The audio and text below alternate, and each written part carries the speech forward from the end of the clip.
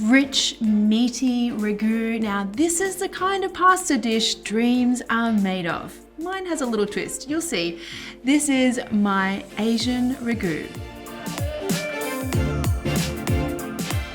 So we're gonna make ours like a little bit special here. We're gonna make a lemon pangrattato. Pangrattato. That is like the worst Italian accent you've ever heard. You say it in Italian, Dax. Pangrattato. Perfect, that's great. Like Dax said it. We're gonna make one of those.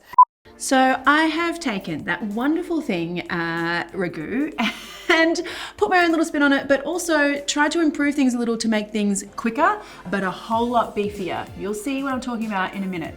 First of all, we're gonna get going on this beefy, meaty part first of all. So I was trying to think like, how do we make our ragu more intense, more beefy without, you know, simmering for hours and hours and hours, which is traditionally what you would do. So this is what I came up with. Now I want my pan here heating up really nice and hot. That's really key here. And I want some olive oil here as well. You'll notice I'm doing this in a wide pan as well because I want to get the maximum amount of evaporation in a quick amount of time. That's all going to help the shape, the heat, all the things.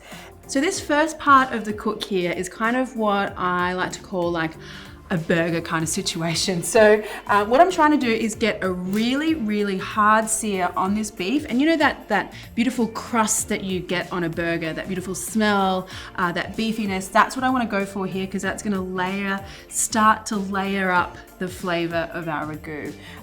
So my beef mince, a nice fatty kind of beef. I like to go with like an 80-20, 20 fat, 80 meat proportion. Now get that beef, just kind of like sprinkle it in. And I want a really good pinch of salt here. And then don't touch it.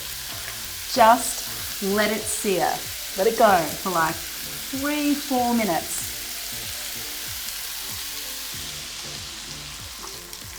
Okay, so you should literally like have enough time to make yourself a cup of coffee before you go back and touch this, which is what I did. Okay, so now that I've made my coffee, this is actually looking really good. So have a look at the color here. It smells like burgers in here. That's what you should be aiming for. Now what we're gonna do is flip all of this over. Who wants to guess what kind of coffee is my favorite? Am I a fancy espresso girl or am I an instant girl? Dax, don't give it away. Why don't you guys have a guess below? All right, so this is now looking really great. All the color, that's all the things that I want in here are going on. Now I'm actually going to get in with some pork mince. So I kind of use the beef in a way to get all the flavor, but as you might think, when you're hard searing like this, things get a little dry, which works out in the end, but the extra pork mince, adding that in now, that will actually give the meat a lovely soft texture throughout the sauce. So, you know, there's always method to the madness. Okay, so I've broken up that pork, sort of mixed it right through with the beef there. Now I'm going to go in with my garlic. Toss that around, and once you can smell that garlic, because it's sort of hit that heat and it's gotten a little bit of a saute on it. So first up, I'm going to go in with some Korean gochujang chili paste. Now I'm going to go in with some ingredients that are going to really like boost the savoriness, the umami-ness, if you like, of the sauce. We're going to go in with some tomato paste. I like to mix those through the beef and just kind of get some of that paste cooking out before I add the rest of my ingredients. Now I'm also going to go in with some tin tomatoes. I like to use whole peeled. I do think they are slightly more concentrated than your crushed tomatoes. Okay, now I want some soy sauce as well. And I think just these little things, right? Soy sauce instead of salt. Soy sauce adds the saltiness, but also gives you the extra dimension of that umami and savory flavor. Now, another few kind of little secret ingredients here is some star anise. Now, this guy is surprising. I think that this spice really adds a kind of meatiness whenever I'm doing meat braises, whether it's an Asian braise or this kind of style of Italian ragu. And that's it. So I'm going to turn the heat down now, sort of medium low, and I want to let that simmer for 20 minutes. So usually you would simmer this for like 3 hours if you're doing a traditional ragu. But all those extra bits and pieces, that's all kind of like trying to help this quick simmer along and getting that really beautiful big flavor. So yeah, 20 minutes uncovered. So just before, or like 10 minutes before your ragu is ready, you want to get a few things, extra bits and pieces ready. So we're going to make ours like a little bit special here. We're going to make a lemon pangrattato. Pangrattato. That is like the worst Italian accent you've ever heard. You say it in Italian. Pangrattato.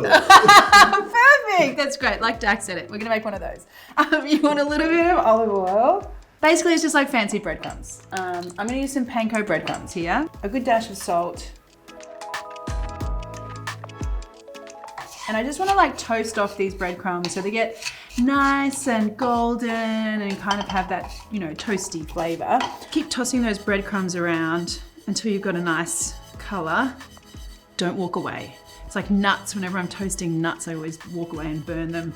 All right, so once you've got that really nice golden color on your breadcrumbs, just turn that heat off. And then now we're gonna add some aromatics. So I want some lemon zest. You'll be surprised at just how extra special this like sprinkle at the end makes everything. The lemon really just lifts everything. It's great. Add that parsley in, give it a toss.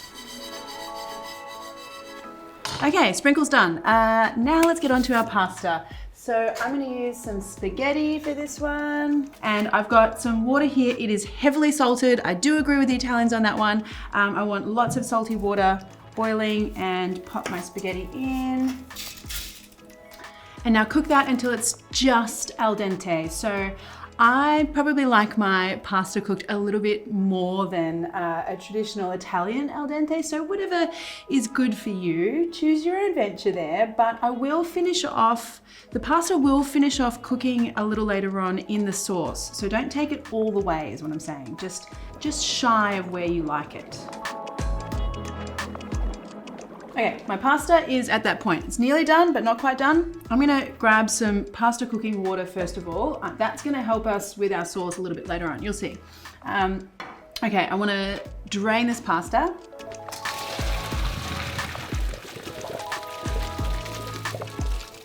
So my pasta is back in the pot. Now what I wanna do is get my ragu and pour all of that in.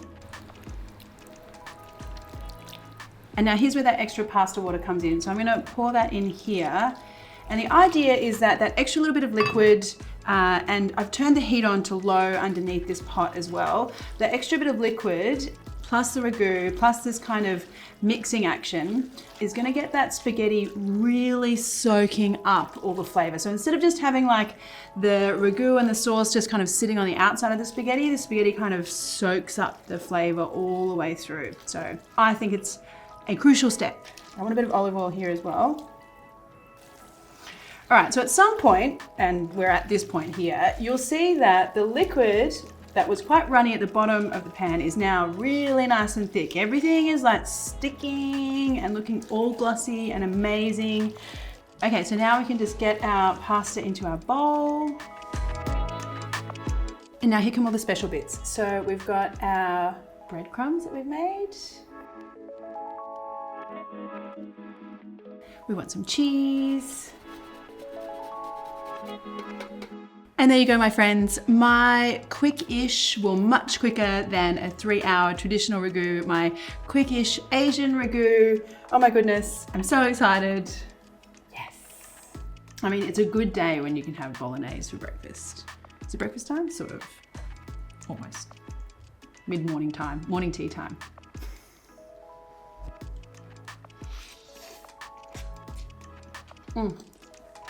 That is like perfection. It's so perfect. The spaghetti is perfectly cooked, but you get this like really intense savory beefiness going on. And then that lemon at the end, guys, honestly, that little bit of lemon at the end makes everything so extra special. I'm literally about to have a pasta coma for the rest of the day at work.